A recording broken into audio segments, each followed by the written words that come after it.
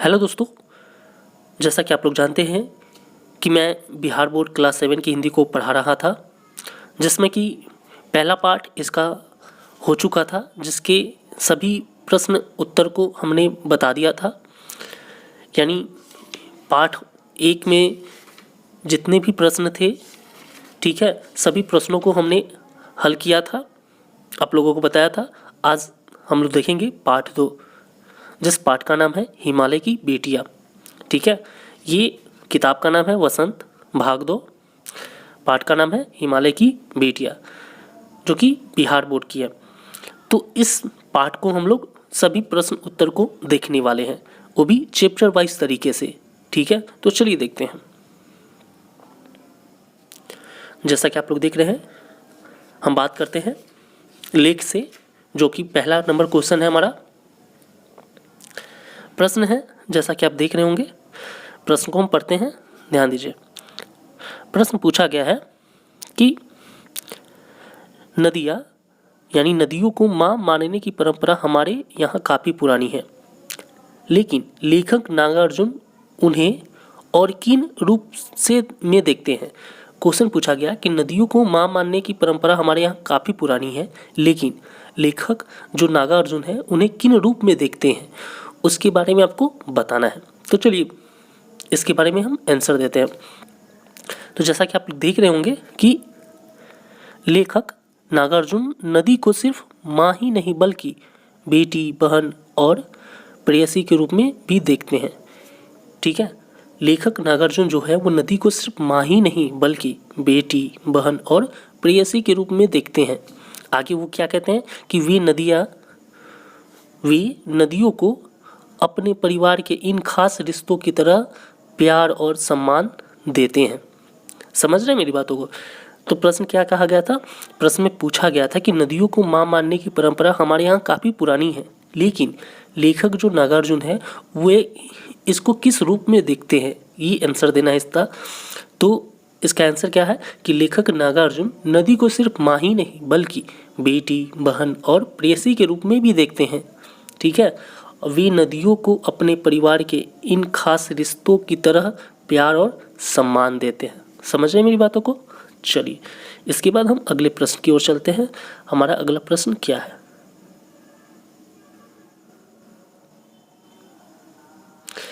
तो बात करते हैं अगले प्रश्न की ओर। जैसा कि आप देख रहे होंगे, हमारा अगला प्रश्न है ये। इस प्रश्न में क्या पूछा गया इसके बारे में हम देखेंगे। प्रश्न है कि सिंधु और ब्रह्मपुत्र की क्या विशेषताएं बताई गई है। ठीक है, सिंधु और ब्रह्मपुत्र की क्या विशेषताएं बताई गई है। ये क्या विशेषता बताई गई है सिंधु और ब्रह्मपुत्र नदी के बारे में, तो इसके बारे में बताना है आपको। ठीक है, चलिए इसका आंसर हम बता दें। जैसा कि आप देख रहे होंगे, समझिए, सिंधु और ब्रह्मपुत्र हिमालय से जुड़ी बहुत बड़ी और महत्वपूर्ण नदियाँ हैं। कहने का मतलब सिंधु और ब्रह्मपुत्र हिमालय से जुड़ी बहुत बड़ी और महत्वपूर्ण नदियाँ हैं। ठीक है, सिंधु और ब्रह्मपुत्र जो है वो हिमालय से जुड़ी हुई नदियाँ हैं और ये बहुत महत्वपूर्ण नदियाँ हैं।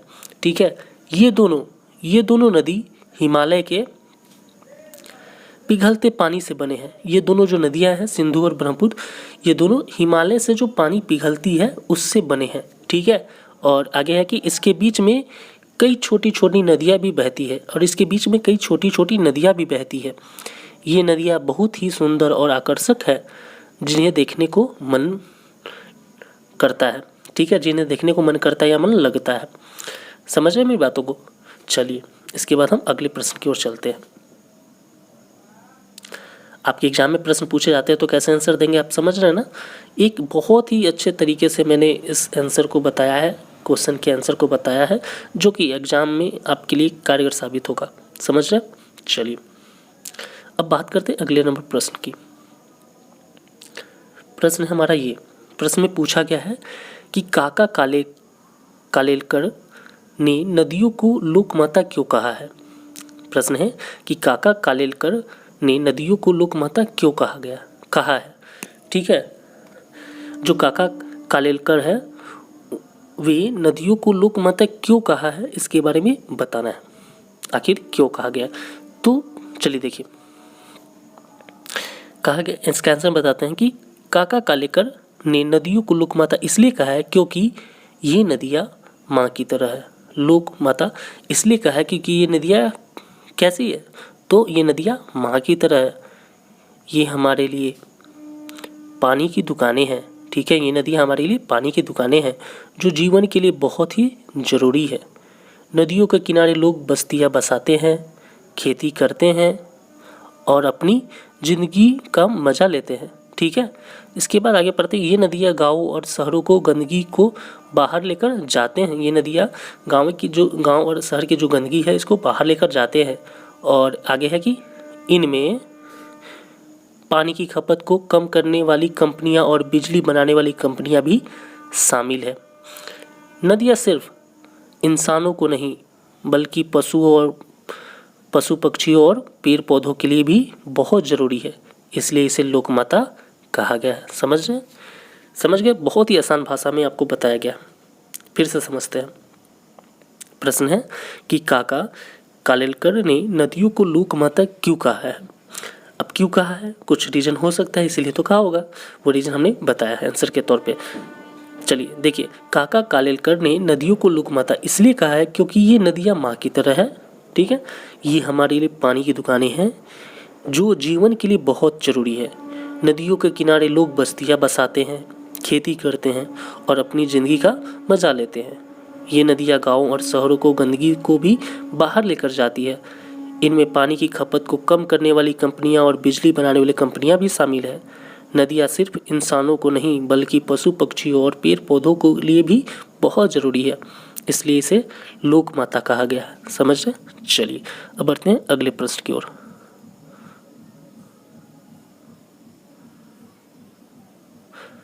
अब अगला प्रश्न हमारा है ये। प्रश्न को समझेंगे कि प्रश्न में पूछा क्या गया। प्रश्न है, हिमालय की यात्रा में लेखक ने किन किन की प्रशंसा की है। ठीक है, क्वेश्चन है कि हिमालय की यात्रा में लेखक ने किन किन की प्रशंसा की है। ठीक है, हिमालय की यात्रा में लेखक ने किसकी प्रशंसा की है उसके बारे में बताना है।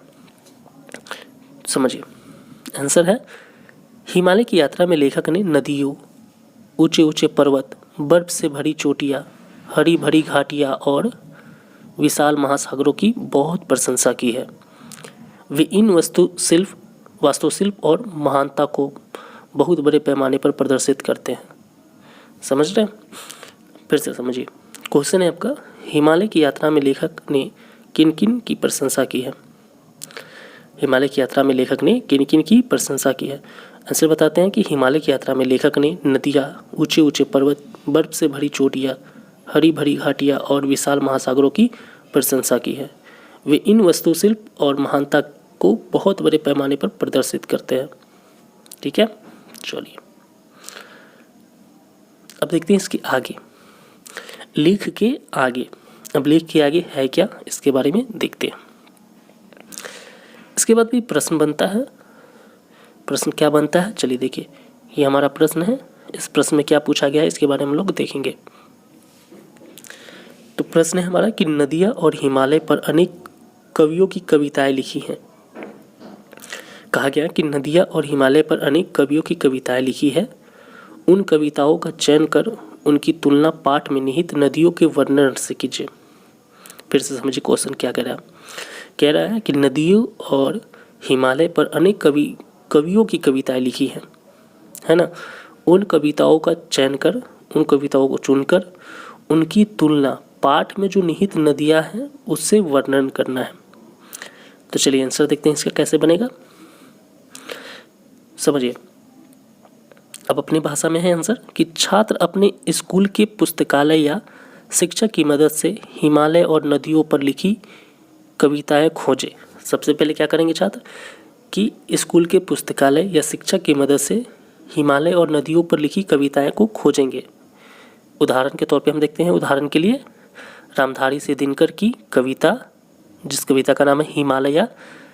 ठीक है, हिमालय, जिस कविता का नाम है हिमालय, या जनशंकर प्रसाद की कविता जिसका नाम है हिमालय के आंगन में। ठीक है, इस दोनों किताब की कविताओं से नदियों का वर्णन हम कर सकते हैं। समझ रहे हैं? चलिए इसके बाद अगले प्रश्न की ओर चलते हैं। अगला प्रश्न हमारा ये है, देख रहे होंगे।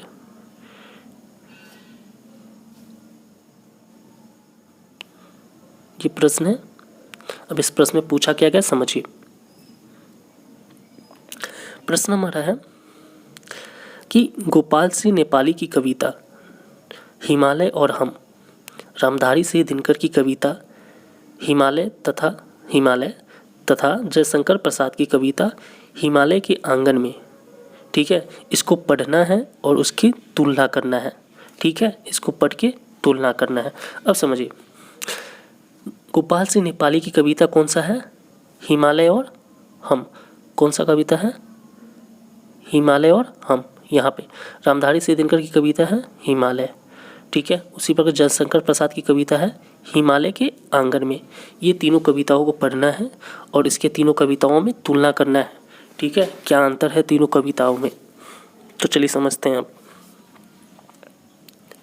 अब हम बात करते हैं सबसे पहले रामधारी सिंह दिनकर की कविता के बारे में। तो रामधारी सिंह दिनकर की कविता जिसका नाम है हिमालय, ठीक है। तो हिमालय में हिमालय को विशाल, पवित्र और तपस्वी के रूप में दर्शाया गया है। रामधारी सिंह दिनकर की कविता जो हिमालय है उसमें हिमालय को विशाल, पवित्र और तपस्वी के रूप में दर्शाया गया है। वे हिमालय को भारत की शान और प्राचीन संस्कृति के प्रतीक मानते हैं, ठीक है। वे हिमालय को भारत की शान और प्राचीन संस्कृति का प्रतीक मानते हैं। कविता हिमालय में, ठीक है, कविता हिमालय को ऐसे वयोवृद्ध की तरह बताया गया है जो हमेशा अडिग और गौरवान्वित रहा है, ठीक है, गौरवान्वित रहा है। दूसरी ओर नागार्जुन की अपने निबंध हिमालय की बेटियों में हिमालय को नदियों के पिता बताते हैं, जो अपनी बेटियों,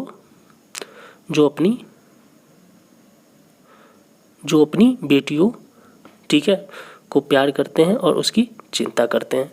तो दोनों में डिफरेंस पता चला आपको, दोनों में अंतर, कि रामधारी सिंह दिनकर की कविता में हिमालय में क्या बताया गया है और उसी प्रकार आगे देखा जाए तो दूसरी ओर नागार्जुन की कविता जो हिमालय की बेटियां उसमें हिमालय को क्या बताया गया। अब इसके बाद बात करते हैं गोपाल सिंह नेपाली की कविता। तो गोपाल सिंह नेपाली की कविता जिसका नाम है हिमालय और हम। अब इसमें हिमालय को क्या बताया गया इसको समझिए। इसमें बताया गया कि हिमालय को देशों की रक्षा करने वाला और प्रेरणा देने वाला बताया गया। इसमें बताया गया कि हिमालय को देशों की रक्षा करने वाला और प्रेरणा देने वाला बताया गया। जयशंकर प्रसाद की कविता हिमालय के आंगन में हिमालय की प्रकृति और शांति का वर्णन है, जहाँ प्रकृति और मानव का गहरा रिश्ता दिखता है।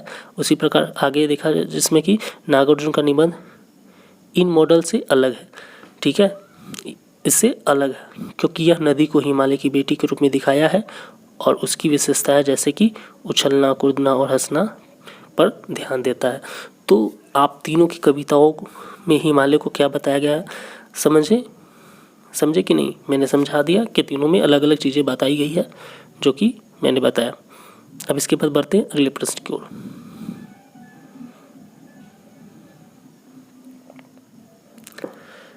तो चलिए देखते हैं अगले प्रश्न को। अगला प्रश्न हमारा ये है,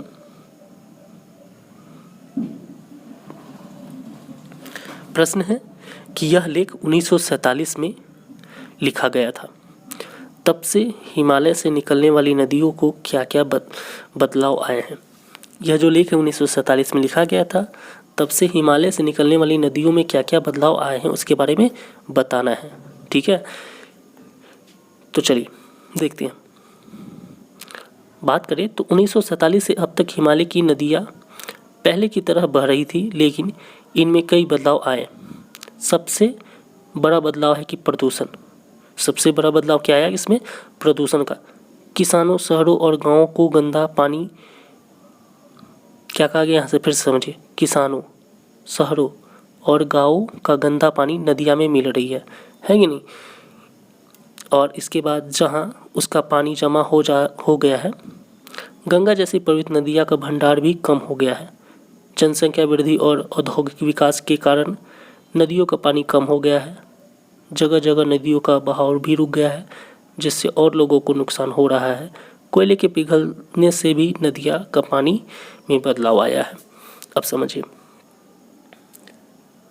क्वेश्चन को समझते हैं फिर से।